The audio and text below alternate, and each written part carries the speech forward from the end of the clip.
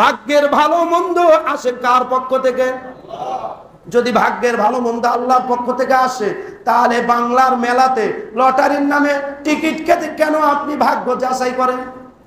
কে বলে ভাগ্য নাই, ভাগ্য ছাড়া মানুষ নাই? আমিও বলতেছি তোর কপালে জুতার বাড়ি ছাড়া কোনো উপায় নাই। আর আমি কে বলে ভাগ্য নাই, ভাগ্য ছাড়া মানুষ নাই? কথা সত্য, মতলব খারাপ।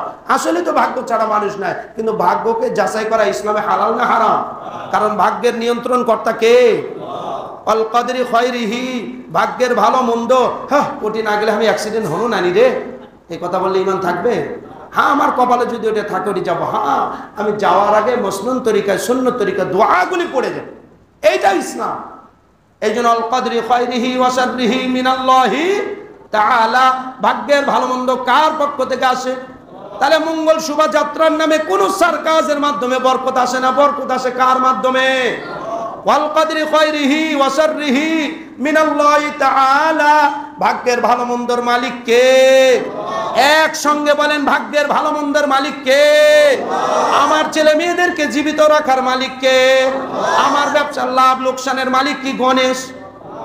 এই গণেশ, রাম, বিদ্যা দেবী, সরস্বতী? তাহলে কিসের কি বাহন করতেছেন আপনি? পেঁচা নিয়ে মিছিল করেন, আবার এসে আল্লাহ আল্লাহ করেন না?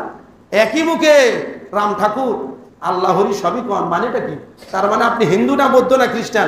আজরাইল এসে দেখবে কে রে, এর কি থাবা দিয়ে ঈদগায় নিয়ে যাবো না শ্মশানে? মার একটা শর্ট যেটি যায় পড়ে পড়ুক।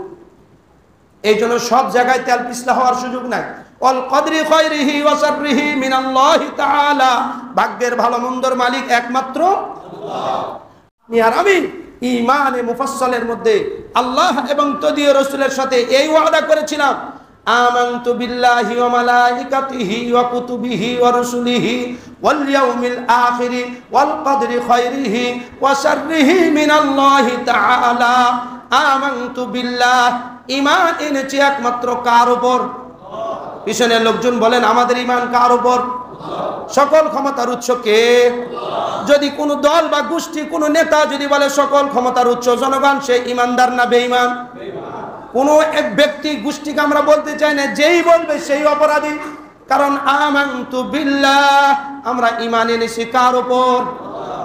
আমানতু বিল্লাহ ওয়া মালাইকাতিহি, ফেরেশতা কুলের উপর। ফেরেশতাদের উপর ঈমান আনার অনেকগুলি অর্থের একটা অর্থ হলো ফেরেশতারা আল্লাহর বউ বেটি না আল্লাহর সৃষ্টি?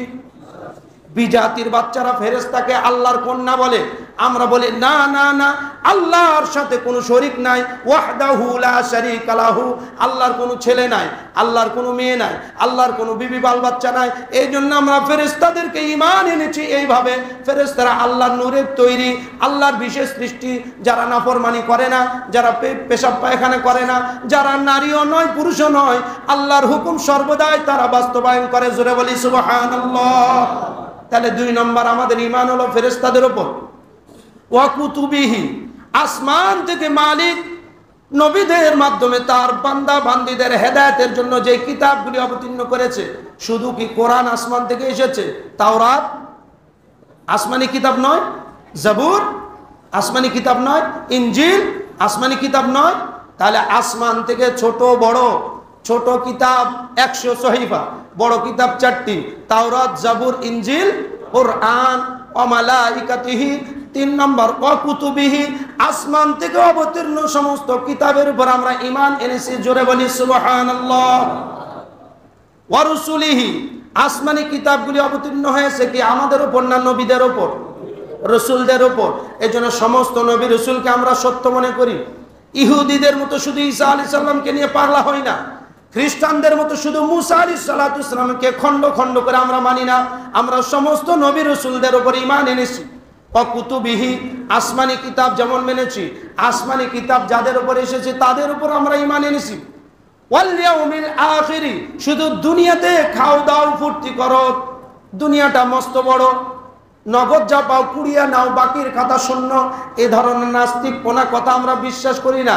দুনিয়াতে দায়িত্বহীন ভাষায় এই কথা বিশ্বাস করি, মৃত্যুর মাধ্যমে আমরা পরকালে যাব কার সামনে? সবাই বলেন কার সামনে? এই জন্য আমাদের চতুর্থ বিশ্বাস হলো ওয়াল ইয়াউমিল আখিরি, আমরা শুধু দুনিয়াতেই বিশ্বাস করি না, পরকালকেও। শুধু এই কালকে মানি না, পরকালকেও। এই জন্যই তো নামাজ পড়ার জন্য ছুটে এসেছি, ব্যবসা বাদ দিয়ে, দুনিয়ার কাজ কারবার বাদ দিয়ে জুমার মসজিদে এত সময় দিতেছি। ওয়াল কদরি খায়রিহি ওয়া শাররিহি মিনাল্লাহি তাআলা, ভাগ্যের ভালো মন্দ আসে কার পক্ষ থেকে? যদি ভাগ্যের ভালো মন্দ আল্লাহর পক্ষ থেকে আসে, তাহলে বাংলার মেলাতে লটারির নামে টিকিট কেটে কেন আপনি ভাগ্য যাচাই করেন? কে বলে ভাগ্য নাই, ভাগ্য ছাড়া মানুষ নাই? আমিও বলতেছি তোর কপালে জুতার বাড়ি ছাড়া কোনো উপায় নাই। আর আমি কে বলে ভাগ্য নাই, ভাগ্য ছাড়া মানুষ নাই? কথা সত্য, মতলব খারাপ। আসলে তো ভাগ্য ছাড়া মানুষ নাই, কিন্তু ভাগ্যকে যাচাই করা ইসলামে হালাল না হারাম? কারণ ভাগ্যের নিয়ন্ত্রণ কর্তা কে? আল কদরি খায়রিহি, ভাগ্যের ভালো মন্দ। হ্যাঁ, কোটি না গেলে আমি অ্যাক্সিডেন্ট হলো নানি রে, এই কথা বললে ইমান থাকবে? হ্যাঁ, আমার কপালে যদি ওটা থাকে ওটি যাবো। হ্যাঁ, আমি যাওয়ার আগে মসনুন তরিকায়, সুন্নত তরিকায় দোয়াগুলি পড়ে যাব। এইটা ইসলাম। এই জন্য আল কদরি খায়রিহি ওয়া শাররিহি মিনাল্লাহি তাআলা, ভাগ্যের ভালো মন্দ কার পক্ষ থেকে আসে? তাহলে মঙ্গল শোভাযাত্রার নামে কোন সার্কাসের মাধ্যমে বরকত আসে না, বরকত আসে কার মাধ্যমে? ওয়াল কদরি খায়রিহি ওয়া শাররিহি মিনাল্লাহি তাআলা, ভাগ্যের ভালো মন্দর মালিক কে? একসঙ্গে বলেন, ভাগ্যের ভালো মন্দের মালিক কে? আমার ছেলে মেয়েদেরকে জীবিত রাখার মালিক কে? আমার ব্যবসার লাভ লোকসানের মালিক কি গণেশ? এই গণেশ, রাম, বিদ্যা দেবী, সরস্বতী? তাহলে কিসের কি বহন করতেছেন আপনি? পেঁচা নিয়ে মিছিল করেন, আবার এসে আল্লাহ আল্লাহ করেন না? একই মুখে রাম ঠাকুর, আল্লাহ হরি সবই কন, মানেটা কি? তার মানে আপনি হিন্দু না বৌদ্ধ না খ্রিস্টান? আজরাইল এসে দেখবে কে রে, এর কি থাবা দিয়ে ঈদগায় নিয়ে যাবো না শ্মশানে? মার একটা শর্ট যেটি যায় পড়ে পড়ুক। এই জন্য সব জায়গায় তেল পিছলা হওয়ার সুযোগ নাই। আল কদরি খায়রিহি ওয়া শাররিহি মিনাল্লাহি তাআলা, ভাগ্যের ভালো মন্দর মালিক একমাত্র আল্লাহ। ওয়াল বা'সি বা'দাল মাউত, 7 নম্বর আমাদের বিশ্বাস, শুধু দুনিয়ায় বিশ্বাস করি তা নয়, মৃত্যুর মাধ্যমে পরকালে আবার আল্লাহর সামনে দাঁড়াতে হবে। সুবহানাল্লাহ। যার পরকালে আল্লাহর সামনে দাঁড়ানোর ভয় আছে, তাকে কি 500 টাকা দিলেই ব্যালট বাক্সে চোরের পক্ষে ভোটের সিল মারবে কি? কারণ সে ভয় করে কোন দিনকে? যে পরকালকে বিশ্বাস করে, তাকে 500 কেন 5 কোটি টাকা দিলেও চোরকে সে ভোট দিবে না, কারণ জানে ব্যালট বাক্সে সিল মারবো, কেউ দেখবে না। দেখবে কে? চিপাই চাপাই বসে নেশা করব, দেখবে কে? করোনারি যেতেছে, চশমার ফাঁক দিয়ে তাকিয়ে রয়েছি, দেখতেছেন কে? আল্লাহ আল্লাহ করতেছি। এটা যদি অন্তরের কথা হয়, কামিয়াব। আল্লাহ জাল্লা শানুহু বিজাতীয় অপসংস্কৃতির হাত থেকে হেফাজত করে যুব সমাজ সহ আমাদের সবাইকে ইসলামের তাহজিব ও তামাদ্দুনের উপর পূর্ণ মাত্রায় আকীদা বিশ্বাসের সাথে বেঁচে চলার তৌফিক দান করুন। সকলেই মিলে পড়ছি আল্লাহুম্মা আমিন।